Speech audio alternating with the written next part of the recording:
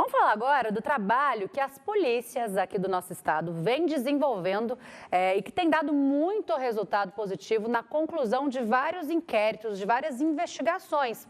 A Polícia Técnico-Científica é um braço da segurança pública responsável por fazer a identificação dos criminosos. E para falar mais sobre esse trabalho, para falar mais como que esse trabalho é realizado, está aqui comigo no estúdio ao vivo a chefe de gabinete da Polícia Técnico-Científica, Mariana Mota. Mariana, seja muito bem-vinda. Bom dia para você. Obrigada. Bom dia, Danusa. Bom dia a todos que acompanham o Jornal Brasil Central. A gente noticiou essa semana um suspeito de ser um estuprador em série aqui em Goiânia, investigado aí por, no mínimo, 8 casos. Mas como que a Polícia Técnico-Científica trabalha para identificar essas pessoas e também para identificar se ele pode ser o autor de outros crimes também? Então, na verdade, o nosso trabalho começa a partir do momento que ele estupra a primeira vítima. Então, ele deixa material biológico no corpo dessa vítima e essa vítima sendo encaminhada ao IML, esse material é coletado, é encaminhado ao laboratório de biologia e DNA forense, onde é realizado o exame de DNA e o DNA dele é colocado no banco de perfis genéticos. Quando as demais vítimas vão sendo estupradas, esse material biológico também é coletado, esse mesmo processo acontece e com esses perfis, esses DNAs ali inseridos no banco, nós vamos tendo os resultados que a gente chama de match, que são as coincidências de perfis genéticos. Esses reportes, eles nos mostram que o mesmo indivíduo estuprou todas aquelas vítimas. Essa informação ela é então repassada à Polícia Civil, e a Polícia Civil dá início à investigação. Nesse caso aí foi a Delegacia Estadual de Atendimento à Mulher, juntamente com a Delegacia de Trindade, e por todos os elementos probatórios eles chegam no suspeito. Prendem esse suspeito e nos encaminham ao laboratório para realizar a coleta do DNA dele. Então, por ele ser condenado pelo crime de roubo no estado do Mato Grosso, a coleta por lei é obrigatória.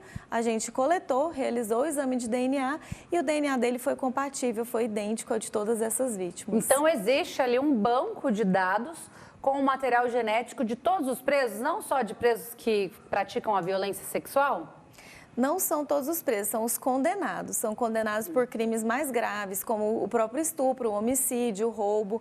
Então, quem comete esse tipo de crime e é condenado, obrigatoriamente, por lei, ele tem que ter o seu perfil genético inserido no banco. Então, nós já temos mais de 12 mil perfis hoje, só aqui no estado de Goiás, de criminosos condenados por esses crimes violentos. E existe a comunicação com o banco de outros estados, ou em outros estados também existe esse banco, assim como existe aqui em Goiás? Sim, 23 estados já fazem parte dessa rede de bancos de perfis genéticos e esse banco ele também tem uma comunicação nacional.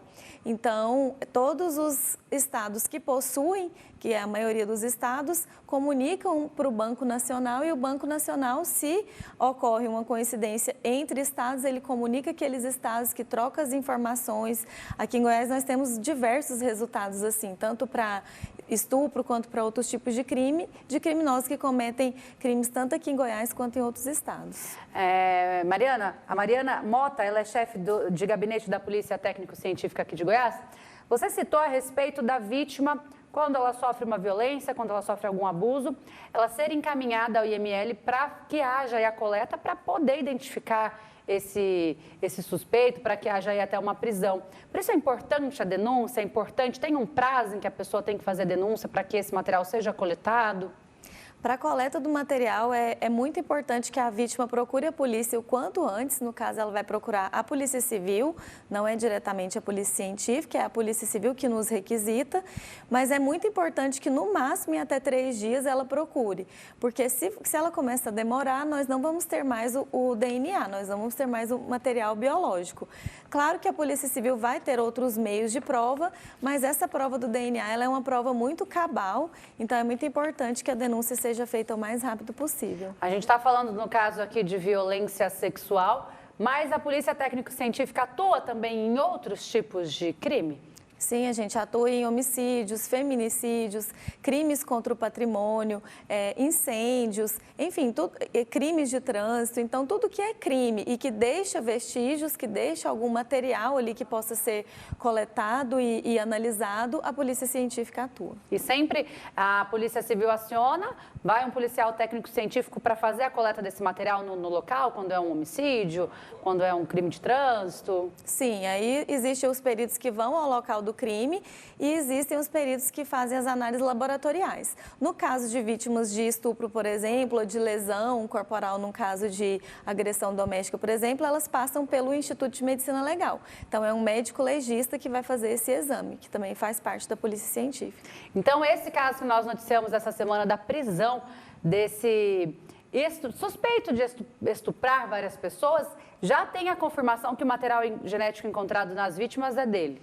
Sim, e como ele é condenado, o perfil genético dele agora, o DNA dele, vai ficar no banco de perfis genéticos.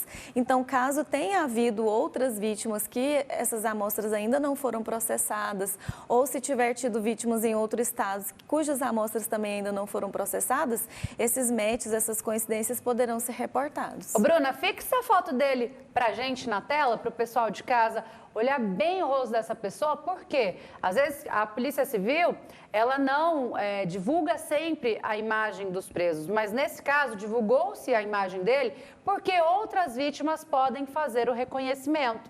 Então, esse homem foi preso essa semana, suspeito de praticar pelo menos 8 estupros. Ele utilizava o carro de familiares para pegar essas vítimas, para cometer esses crimes. Então, por isso que a imagem dele está congelada aí na tela, porque talvez você possa ter sido aí uma vítima dele. Não deixe de fazer a sua denúncia, não deixe de procurar a Polícia Civil se você for vítima de qualquer tipo de crime, porque a Polícia Técnico-Científica existe para ajudar a elucidar esses crimes e também para prender os verdadeiros responsáveis. É isso mesmo, né, Mariana? Isso.